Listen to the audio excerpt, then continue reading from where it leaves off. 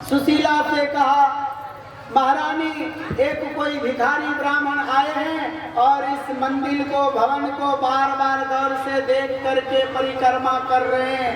सुशीला ने झरोखा से झांक करके देखा, कहा कि वही तो इस महल की कंद कांत हैं, राजा हैं, वही तो राजा धीराज हैं। चलो स्वागत करने के लिए अब सब सखी को द्वारपाल को लेकर के सुशीला सुदामा जी के स्वागत करने के लिए चले। सोना के थाल सुंदर साड़ी पहन करके सुशीला जब जाने लगी तो सुदामा जी देख करके साइड हो गए। क्यों? सुखदेव जी कहते हैं राजा परीक्षित राजन सुदामा जी को लगा कि किसी राजा महाराजा के घर से रानी राजकुमारी जा रही है, साइड हो गए। अब जिधर सुदामा जी जाते उधर सुशीला जाती। सुदामा जी ने पूछा, देवी कौन? सुशीला कहती है, वाह महाराज, द्वारकाधीश अपने मित्र से क्या मिलने के लिए गए, अपने धर्म पत्नी को भूल गए। कहा तुम कौन? कहा कि हम सुशीला। कहा कि देवी इतना सुंदर साड़ी, ये सोना के थाल कहाँ से मिला? कहा कि ये सब उन्हीं द्वारकाधीश का कमाल है। भगवान द्वारकाधीश का ही कमाल है। नेत्र से आंसू चल पड़ा सुदामा जी का। सुदामा जी ने कहा कि धन्य में और सत्य में वो घनश्याम है जो घनश्याम बारिश करते हैं, मेघ बरसाते हैं, किसी से कहते नहीं हैं। उसी प्रकार भगवान जब जिनको देते हैं तो किसी को जानकारी नहीं होता है, आप रूप भी देते हैं, इसलिए सच में वो मेरे घनश्याम हैं। सुदामा जी ने कहा। सुदामा जी महल में गए, अपना जीवन पर्यंत भगवान की भजन कीर्तन किए और अपना संतमय जीवन का यापन किए। सुदामा जी ने कभी उस महल भवन की लोग लालचा नहीं किए। आपने सुदामा जी का सुंदर प्रसंग श्रवण किए। बोलिए वृंदावन बिहारी लाल की जय हो। आइए श्रीमद् भागवत महापुराण चातुर्मास के उपलक्ष्य में जो हम सब सात दिन से चातुर्मास की उपलक्ष्य में भागवत की कथा और महायज्ञ की अनुष्ठान में है, वो आज पूर्णाहुति है। 2 क्षण मंत्र के द्वारा भागवत भगवान की पूजन करेंगे। जो 4 महीना तक कथा श्रवण किए हैं, किसी पात्र में भागवत महापुराण आपके पास भेजा जाएगा। आप शुद्ध से पवित्र से नियम से हैं तो अवश्य उन भागवत भगवान को आप स्मरण करेंगे, स्पर्श करके प्रणाम करेंगे और उस दिन का प्रतीक्षा करेंगे कि जब तक फिर हमें भागवत कथा सुनने का अवसर न मिले, क्योंकि भागवत पुराण स्पर्श मात्रा से जन्म जन्मांतर के पाप क्षण भर में कट जाता है। इसलिए आप सभी श्रोता को भागवत महापुराण स्पर्श कराया जाएगा, प्रणाम कराया जाएगा। आप अक्षत पुष्प या ना भी हो तो अवश्य स्पर्श करेंगे। हाथ में अक्षत पुष्प दर्भ होगा तो भागवत भगवान में निवेदित करेंगे, क्योंकि आपने 7 दिन तक कथा नियम पूर्वक श्रवण किए और पूर्व में 4 महीना कथा श्रवण किए।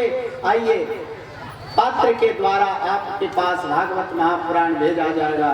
बोलिए भागवत महापुराण की जय हो। भक्तवत्सल भगवान की जय हो। बिहारी लाल की जय हो। एक भागवत महापुराण के एक मंत्र है, उस मंत्र को अवश्य सब कोई पढ़ेंगे, क्योंकि ये अंतिम श्लोक है भागवत महापुराण के।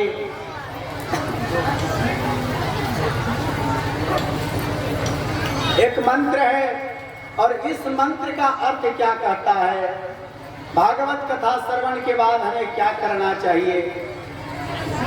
नाम संकीर्तनम यस्य, नाम संकीर्तनम यस्य, नाम संकीर्तनम यस्य, नाम संकीर्तनम यस्य, सर्व पाप प्रणाशनम, सर्व पाप प्रणाशनम, सर्व पाप प्रणाशनम, सर्व पाप प्रणाशनम, प्रणामो दोष शमनम प्रणामो दुख शमनम प्रणामो दुख शमनम प्रणामो शमनम ताम नमामि हरिर परम ताम नमामि हरिर परम ताम नमामि हरिर परम ताम नमामि। हरिर परम। श्रीमद् भागवत की महापुराण के ये अंतिम श्लोक है। नाम संकीर्तनम यस्य, आप भगवान की नाम संकीर्तन करिए। नाम संकीर्तनम यस्य सर्व पापा प्रणाशनम, अनेक प्रकार की पाप भगवान की कथा और संकीर्तन से मिट जाएगा। दूसरा बात बताए, प्रणाम दुख शमनम, कितना बड़ा जीवन में दुख आएगा, कष्ट आएगा, उस दुख को सामना करने का आपके पास धैर्य होगा।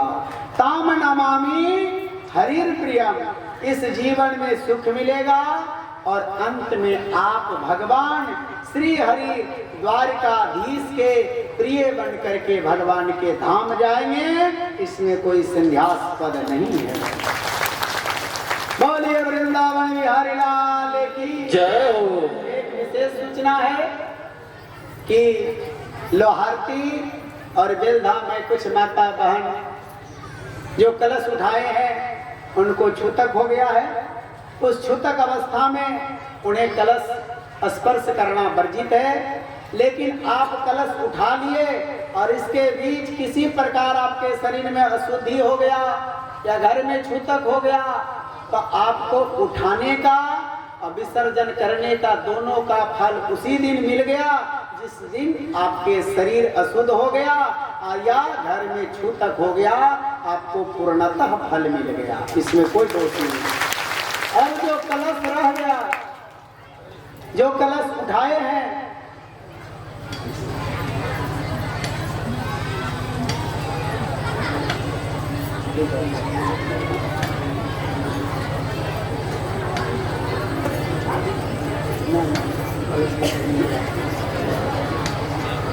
और जो कलश बच गया जो उठा करके लाए हैं वो क्या करेंगे?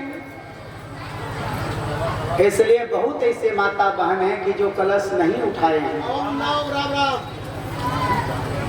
नहीं उठा पाए हैं, तो पहले जितने लोग उठाए हैं वो लोग कलश उठाएंगे।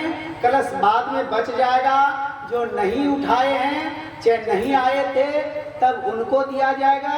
उनके अलावा जो बच जाएगा तब दो दो कलश दिया जाएगा। ऐसा तो बचेगा नहीं, क्योंकि भगवान जिस प्रकार कलश यहाँ से लोग उठाते हैं उसके भसाने की व्यवस्था भगवान पहले ही कर देते हैं विसर्जन करने के लिए। इसलिए चिंता करने की बात नहीं है।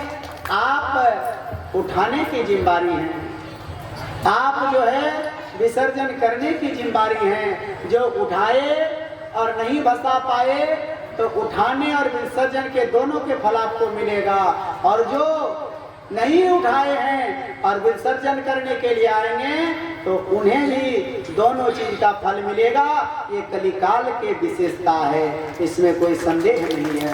आइए पहले भागवत महापुराण के दर्शन करेंगे और उसके बाद हम सब आरती भगवान के करेंगे और तब वहाँ जगशाला की ओर चलेंगे और शांति पूर्वक भगवान की विसर्जन की समय है। और कलश जब विसर्जन करके आएंगे तो सभी माता बहन भाई बंधु सब कोई महाप्रसाद और जो हमारे लड्डू के प्रसाद भगवान लक्ष्मी नारायण को भोग लगेगा, पहले प्रसाद लेंगे, तब महाप्रसाद लेकर के जो माता बहन कुंड के हविष वाले प्रसादी लेना चाहेंगे वो शांति पूर्वक धैर्य पूर्वक अपने स्थान पर रहेंगे। और अभी कथा आरती के बाद आप यही शांति पूर्वक बैठेंगे और वहाँ जगह मिलेगा तो वहाँ जाएंगे शांति पूर्वक। कलश अपने से नहीं उठाएंगे, कलश आपको एक एक करके उठा करके दिया जाएगा। क्योंकि आप एक कोई कलश उठाएंगे तो सब दौड़ पड़ेंगे, एक कलश उठाएंगे 5 कलश फूट जाएगा। इसलिए कलश सब एक है, कलश किसी का नहीं है। कलश किनका है? लक्ष्मी नारायण का कलश है। हम लक्ष्मी नारायण के स्मरण करके हमें जो कलश मिलेगा वही कलश विसर्जन करेंगे। वो कलश में नाम नहीं लिखा है, हम नारायण के लिए कलश भरे हैं, भगवान लक्ष्मी के लिए कलश भरे हैं, हम साधना करने के लिए आए हैं। तो साधना के परिचय देते हुए जगशाला के निकटतम दूर में रहेंगे, कलश लेकर के जगशाला के परिक्रमा करेंगे, मंदिर के परिक्रमा करेंगे। कब? जब वैदिक ब्राह्मण आचार्य आगे आगे जाएंगे, उसके बाद 10 मुख्य यजमान जाएंगे, उसके पीछे कभी भी शोभा यात्रा में आचार्य होंगे, ब्राह्मण होंगे, वैदिक होंगे या मुख्य यजमान होंगे, उससे आगे चलने में दोष लगता है। क्यों? सबसे आगे भगवान चलते हैं, तब उनके पार्षद के रूप में आचार्य जो मंत्र वाचक होते हैं वो चलते हैं। और जब उनकी सेवक तो सब हैं, लेकिन सब में भी निर्धारित करके सबके कल्याण करने के लिए 10 यजमान बनाया गया है, तब वो चलेंगे। उसके बाद हम सब सामूहिक चलेंगे, सबका कल्याण हो, वही मार्ग से हम लोग चलेंगे।